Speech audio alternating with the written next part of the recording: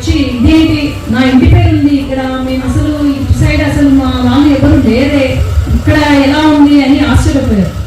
ఆ రోజు ఇదే చెట్టు కింద కూర్చొని ఆయన ఈ గ్రామాన్ని దత్తత తీసుకుంటాను అని చెప్పారు. మొన్న ఆయనంతగా ఆయన గుర్తు చేసుకొని నేను ఆ రోజు కొన్నినెల గ్రామానికి నేను దత్తత తీసుకుంటాను అని చెప్పి ఆనాడు 50 లక్షల రూపాయలు సొంత నిధులతో మన గ్రామానికి ఇచ్చారు.